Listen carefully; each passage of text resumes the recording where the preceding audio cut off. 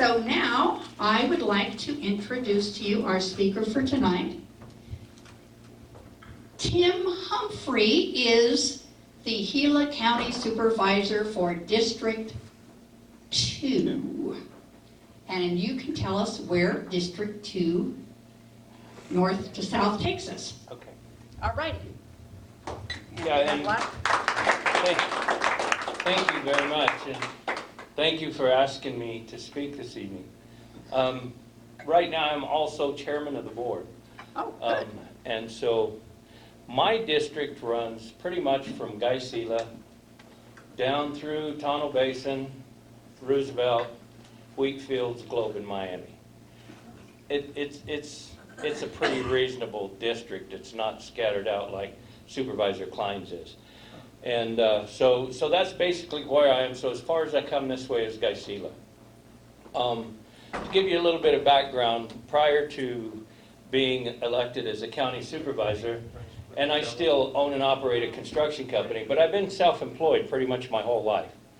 I had a taxidermy business, and then I built my construction company, and so I'm kind of a self-made person, and I was frustrated the way politics were going, so that's why I ran for supervisor. Because I still own and operate my construction company, when I got elected, I moved up my project manager to my business manager, because there's no way a guy can, this is a full-time job, if not full-time job plus. And so, anyway, so that's kind of my background, and when I ran, it's like, okay, well, why can't government run like a business? I mean, if it makes sense, fine. If it doesn't make sense, well, let's see why it's not making sense. And so that's kind of where I have kind of put my standards as since I've been elected, is trying to bring customer service to government, which is a difficult deal.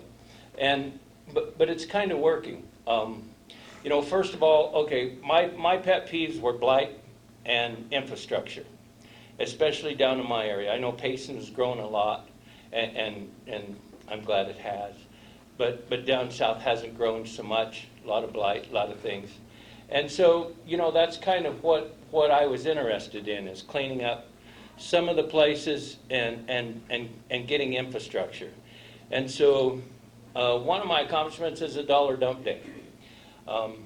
And so for up here, Bulkhead and in Globe, that's been going on now for like 14 months, because it's the second Saturday of every month. And in 14 months, we've taken over 6,400,000 pounds of blight to its final resting place. It's not still sitting in somebody's yard. It's not going to end up off of some dirt roads thrown in a creek somewhere, although we still get that. Mm-hmm. And I recently, you know, with recycling, you've probably heard that it's not once what it was, and some of the other countries aren't taking cardboard, they're not taking plastic. And so recycling is becoming garbage, not recyclable goods.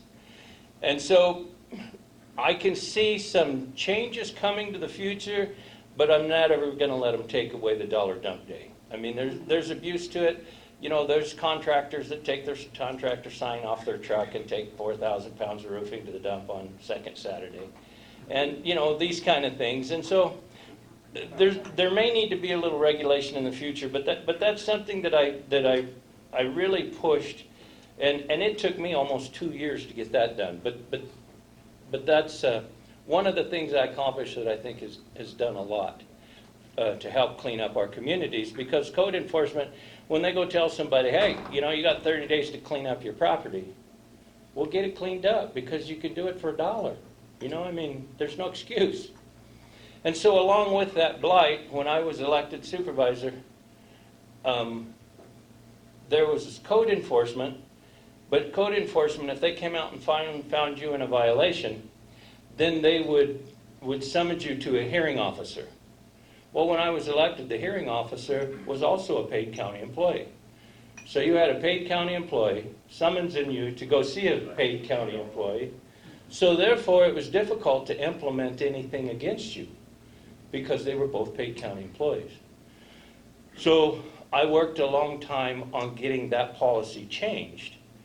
And by changing that, what I did is I found out what we needed to do to be able to go to a collection agency or to be able to implement a fine and collect on it.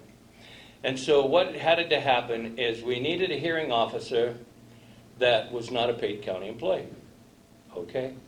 So then, but then you got to cross all your T's, dot all your I's, get with the county attorney, get with the health department, get with everybody that's got anything to do. And while we're changing policy, let's not just do it for blight. Let's do it for blight, for animal control, for building without a permit, for a lot of things that the county has policies on that need some kind of teeth to a penalty.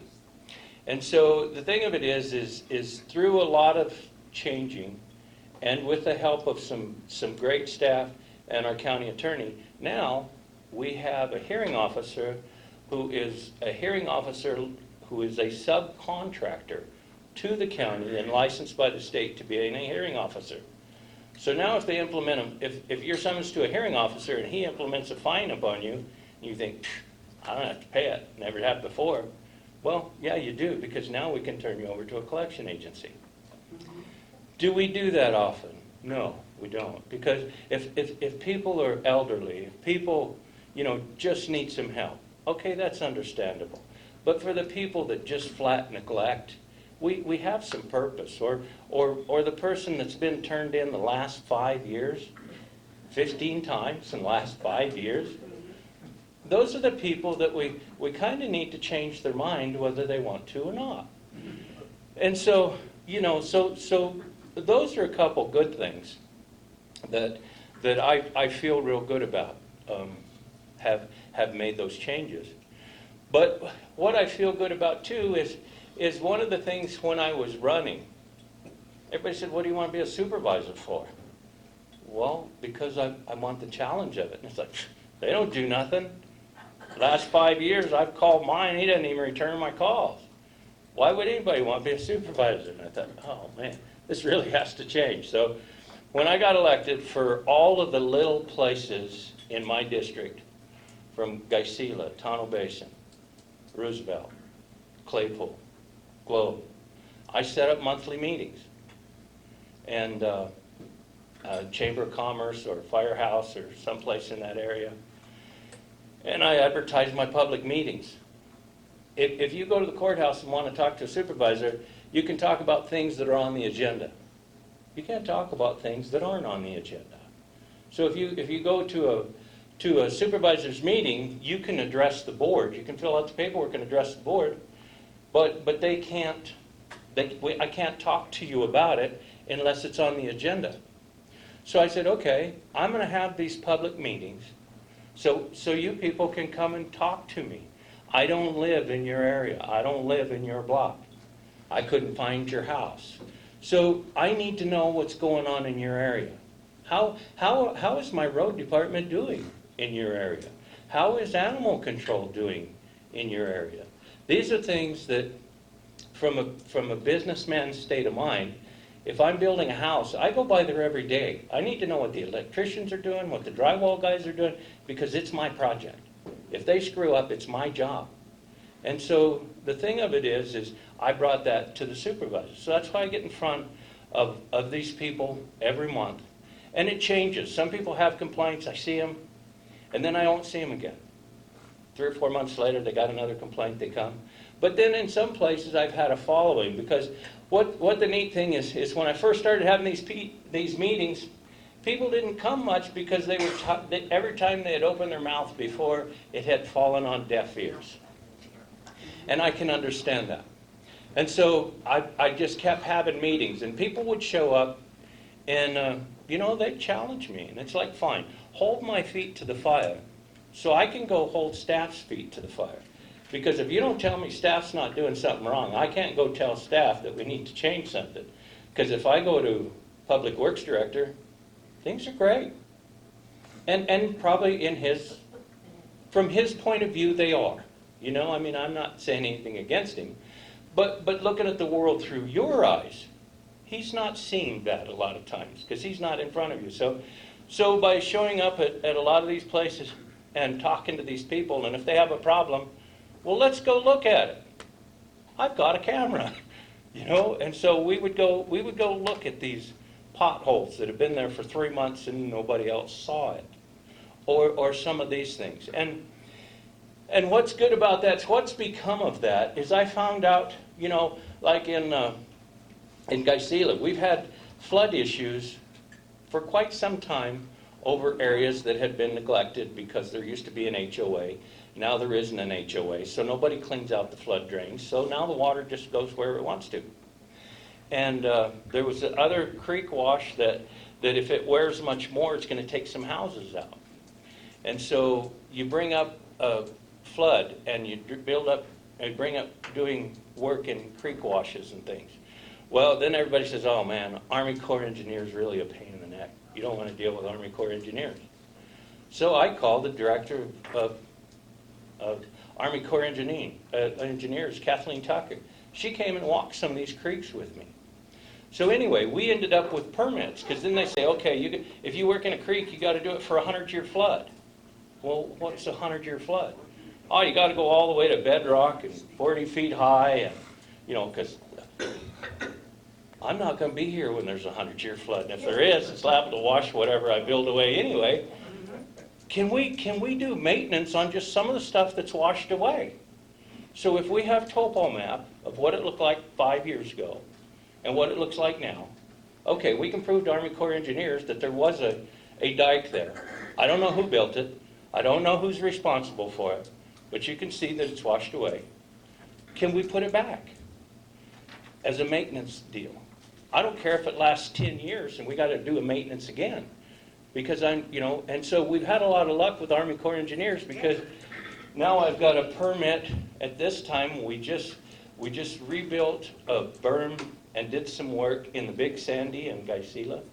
I have a permit to work in Pinnacle Creek, and I have a permit to work in Pinell Creek. And that's just, like over the last year getting to do them. So that's something that I learned from these people. They said, Tim, come and look at this wash. Okay, if this washes out a little more, you see these houses down here? And so anyway, went with the Army Corps engineers and got that done. But the neat thing of it too is even non-county related things, after having these meetings for 2 years, people have got to where they trust me. I mean, I may not know the answer, but when I come back next month, or if you want me to call you before, I'll find out. I'll get with staff. I'll get with the county attorney.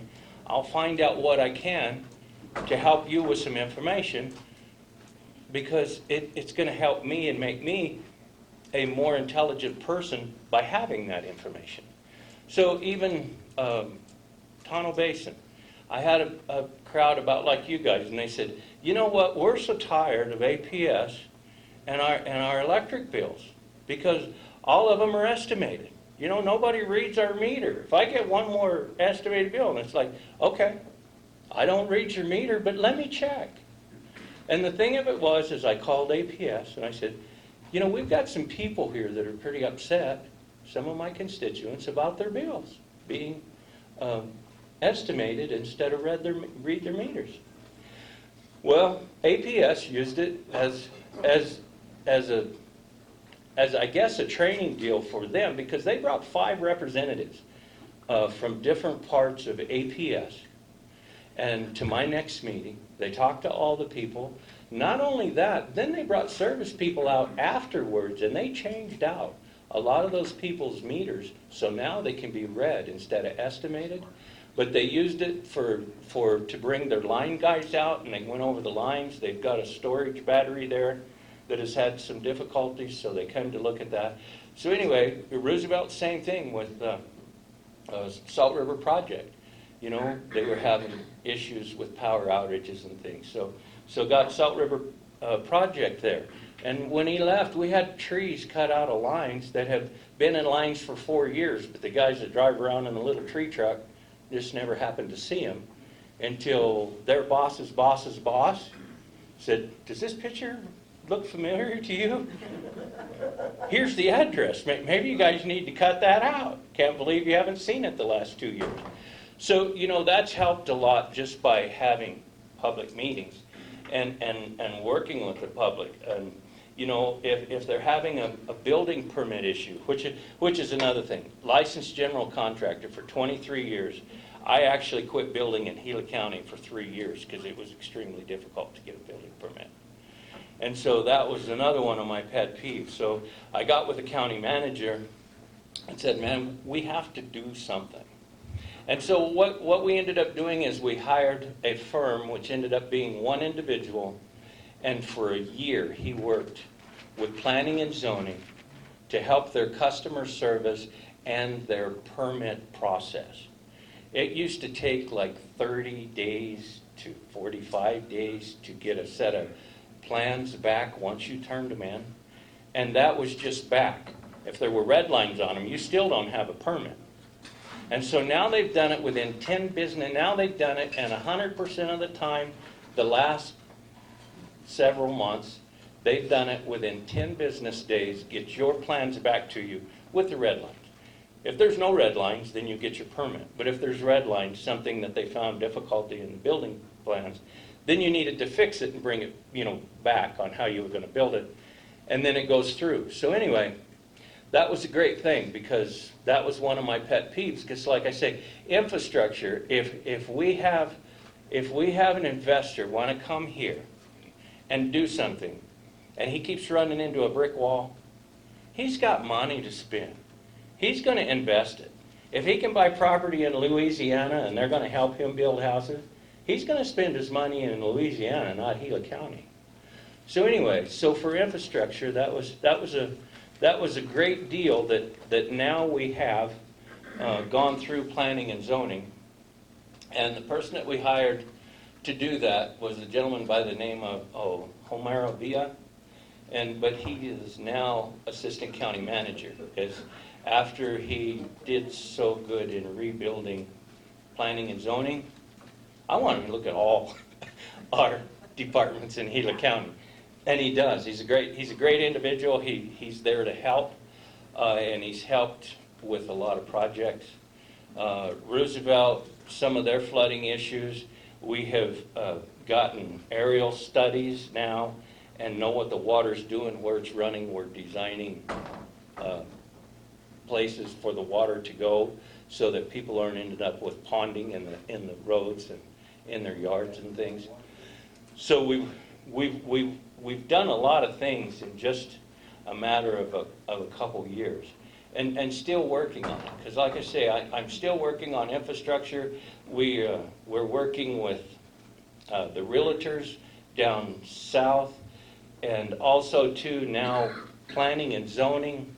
Their inspector, he is now doing classes every quarter, and for general contractors, if they're going to be building in the area, then every quarter he does classes or presentations so that they can come and know what process they're going to be looking at to come and build in Gila County, which is a great thing. But also too, what we've implemented into that is meeting with planning and zoning. 40% of the permits that we issue are to owner-builder. People like you that want to be your own general contractor on your project. So you can get an owner-builder permit. And I would highly recommend, if you're going to get an owner-builder permit, that you attend one of these sessions with the gentleman the inspector from Public Works, and I don't remember his name right off the top. But he can help you in knowing what the process is going to happen, because if you're going to be responsible for your own project, that's good, if that's what you want to do. But you're going to also have to make the people that you're going to hire responsible for what you're going to look at in inspections and stuff. And so I would recommend that. So at this point, have I generated any questions for anybody? Yes. I have 2 questions. Okay. They're easy ones. Okay, we have our roving mics. Is it Q&A time, Tim? I think Well, the thing of it is a lot of times I don't stop. I'll just keep rattling. So I thought, okay, I'm going to take 5 and see if I've stirred some questions before going forward. Can I go ahead, Shirley? Yeah, here you go, Bill. Thank you. I don't need it, but anyway. Several years ago, holy smokes, that's a figure right there. Not, yeah, I'll stand right here. Go ahead. Several years ago, I had jury duty in Globe, and I wasn't as old then as I am now, but I had to get up at 5:30 to be there by 8 o'clock, and I got home about 7 o'clock, and thank God I was only on 2 days, but I'm 73 now, and I don't drive out of town if I can help it, and I'm wondering, am I gonna be eligible for jury duty in Globe until I'm 100 or until I die? That's the first question. The second question is, south of Roosevelt, there's a hill with a mobile home park on it. It's a beautiful place, and the view from it is, of the lake is outstanding, one of the most beautiful views in Arizona. The last I heard, they were going to close it for some stupid reason. Some conflict between the county and somebody. What's the story on that mobile home park, please? Thank you. Thank you. Okay. Short answer. No, they're not closing the marina trailers up across from the boat landing. They're not closing that. Good, okay. Because, and that, I think that was a deal with Forest Service and the people that had the property leased from the Forest Service. Yep. And so I think the county stepped in and helped with that, but that was prior to me getting elected. And I got into that a little bit. But I'm the kind of guy, don't take me backwards, because I don't get any accomplishment going backwards. I want to go forward. So once I knew it was put to bed, I didn't try to dig up any bones. I left well enough alone. Jury duty, that's a bigger part of a bigger conversation, and I will get to that, I promise. Thank you. I think she's back here with Mike. Okay, yeah. Here's Irv. Yes. Do you have anything at all to do with the roads? Well, you know, that's a big question. Some of the roads, yes. Some of the roads, no. The roads that are yes, especially if they're Forest Service roads, are accepted in the county at different levels of road. Some of them are primitive roads that are just maintained a couple times a year. Some of them are full-blown accepted county roads with signage and culverts and maintained more often. Forest Service roads, depending on the road and the travel of the road, we do work for the Forest Service on taking care of the roads, but depending on the road and the contract for that road depends on how often we deal with that road. And did that answer your question? Yeah, I was just concerned about the roads coming into Payson. Wondered whether or not I know I've tried to contact the ADOT, and I may as well talk to that chandelier up there. That would be ADOT. Yeah, we don't deal with state highways. Okay, thank you. Yeah, that's way above our pay grade. Okay. And Barb, do you have a person over here? Okay. We have Phyllis. Go ahead. There you go. Where's Phyllis? I don't know. It's already on. Okay, I just have an answer for Bill. You've got 2 more years. I just wrote the letter for him a couple of years ago, 75, you're out of the jury business. Thank you. Thank you. I can put in a good word for you, want me to? Okay. And we have Hallie. I have a question. I guess it's tomorrow. Is it tomorrow when you're having your meeting? No, ma'am, we had it this morning. It was this morning. Yes, All right. at 10 o'clock. So exactly what was the $19 million going to be spent on? Besides That's part of a bigger picture, and I think it Well, this is, I'm was speaking- not, it was 9 million, 9.8 million. Oh, then the paper made a mistake. Or maybe they didn't. Maybe there's something else on there that. That don't, but I was just kind of curious because it said infrastructure, but it didn't give any details. on what Okay, the yeah, money no, was that gonna be. that that It will did be say- that will be part of the question that I'm going to answer for Bill. Okay, and that loan is coming from the New York Bank, is that? Yeah, it's a Okay. bond. So it's a bond It's a issue, it's not a bond. loan. Well, yeah, it's kind of it's a bond loan. Interesting, Yeah, yeah. it is a bond, and but we're tying some other old projects in with the same to get lower interest rate on what we were paying on the old things. No, ma'am. No, ma'am. Okay. No, I was just kind of curious because it seemed like a lot of money just kind of, and I've noticed in a lot of the county especially, it's, this money is earmarked for nothing. It's just a huge amount of money. Well, they are earmarked. Will it be earmarked? Yes, ma'am, it is earmarked. Okay. And the thing of it is we're in stage 2 of it right now. But there was a lot of things that weren't openly discussed because there were still board decisions to be made on it. And so I'll get into that, and if I get in trouble, you're welcome. Well, thank you. Yes, Mr. Ross.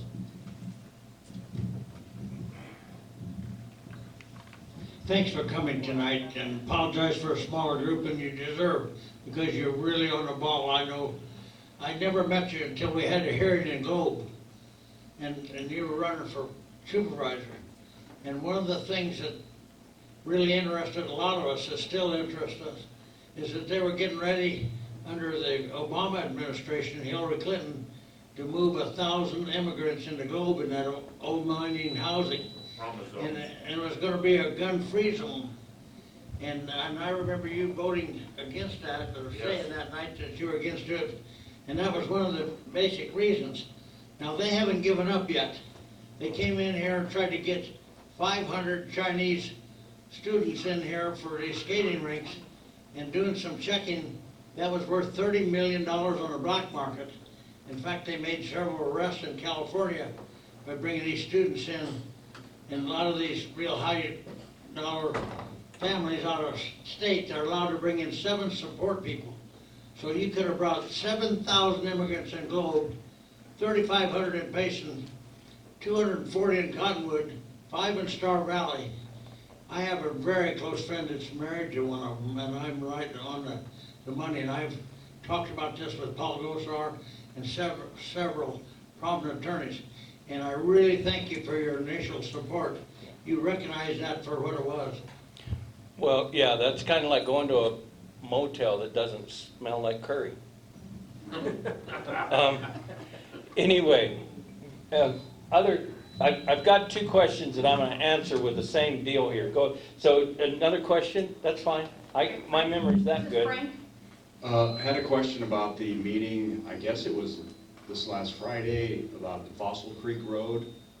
Gosar and McSally's office had some representatives there. Do you know anything about what happened with that? You know, I didn't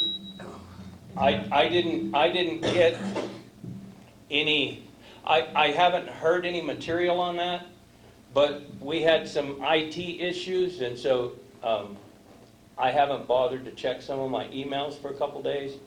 And so I don't know, but I hope it's going somewhere, because that's an awful place, and there's people hurt bad every year, dehydration and everything else. They need to do something with that.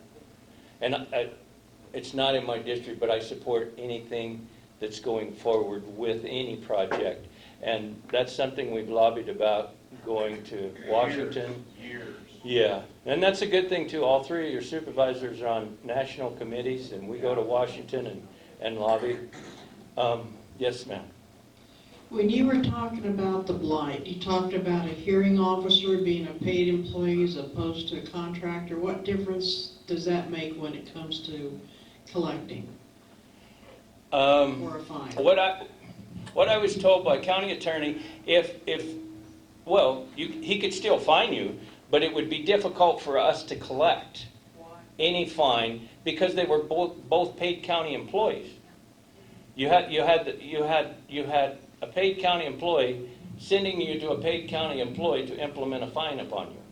And so the county attorney said, therefore, it would be difficult to collect. And there again, I don't want to go backwards, I just want to go forward.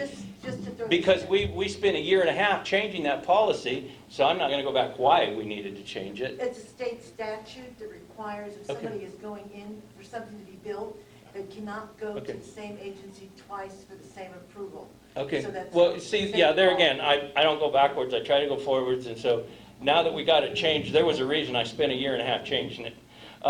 Okay, if we're about done on questions, I'm gonna answer 2 questions with one. Okay, you're wondering about having to drive all the way to Globe to go to jury duty, and you were talking about $10 million. Where's it going? Yeah. 5 point some million's going here in Payson, 4 point some million's going in Globe.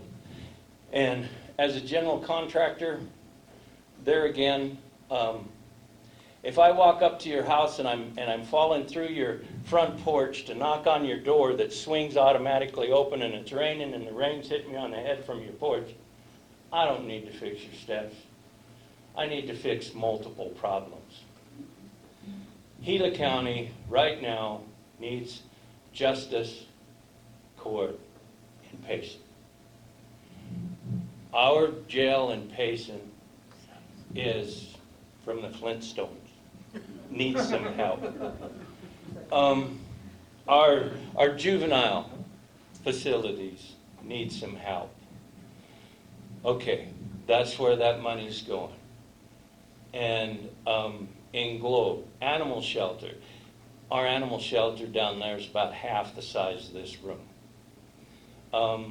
We have Phoenix working with our animal shelter to come and pick up animals because we're really trying hard to be a no-kill shelter. And so we need a new animal shelter in Globe. Our jail in Globe, our holding facility in Globe needs air conditioning really, really bad. So where I'm at is, okay, is your property value going to be better if we fix all of those and you end up with a little payment, or we just leave them all broke? So the thing of it is we're not going into deep debt. We're getting better interest, and we're tying in a couple other things, facilities that were purchased or built prior to me being a supervisor, that we've got higher interest, like 5-6% interest, and so we're tying that in to get down around 3% interest. And the thing of it is if somebody's injured or if someone has a problem in our old jail facility and they sue us, $10 million is probably a minimum of what we're going to get sued for.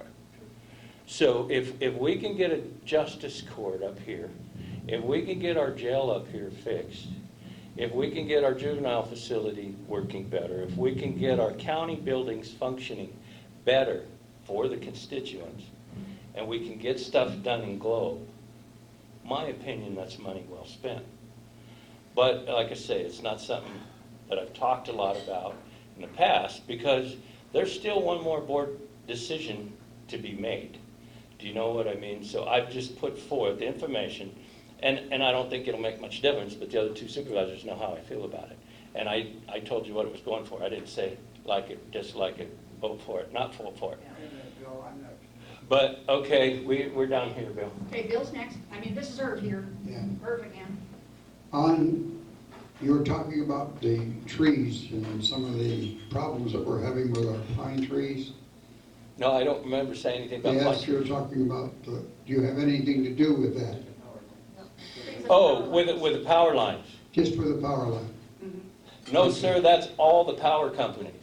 And I do know that during the lightning season, that from having my public meetings, both APS and SRP have told me that if there's movement or something happens, the line automatically goes out. So because of California, a lot of that fire was caused by an electrical line that was kicked back on and probably shouldn't have been. And so now, if a tree or for any other reason, if a breaker trips on a particular line, they're going to physically walk that power line to be sure that there's not a fire hazard before they click that back on. And there again, that's above my pay grade, but Yeah, but okay. but that's what they told me. So Yeah. I can't. No, it's just that there's trees right just north of Walmart on the hill, and they're all infected. And I live just beyond that with beautiful ponderosa's on my property, and they're soon gonna be infected. Well, I would We can't get them to come I'd down. recommend take pictures and send them to your power company, because they pay people to trim those trees off of their power lines. They're not on, Oh. it's privately owned. Well, then if And they're not on the, I've called the people and been told to go to hell. well, if they're not on the power lines and they're on private property, I don't know what could be done. I think we've got, Barb, is there a question over there? I don't think so. All right, so we have Bill here.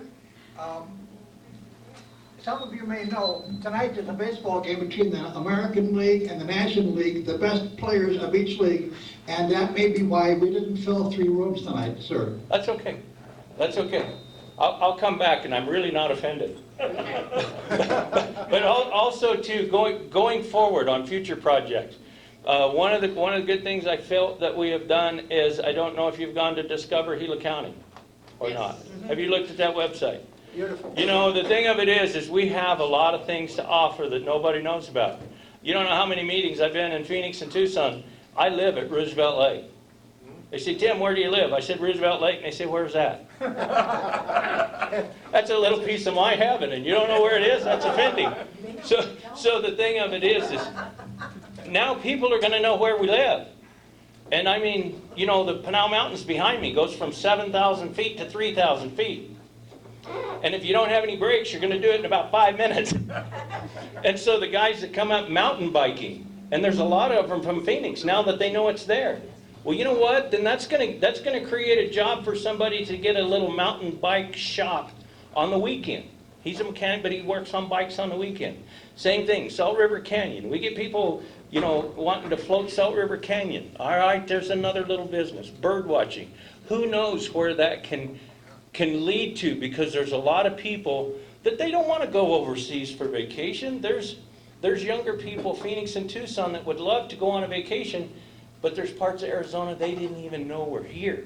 And between Gila County, between southern and northern Gila County, they could put together a week trip that they definitely come back for.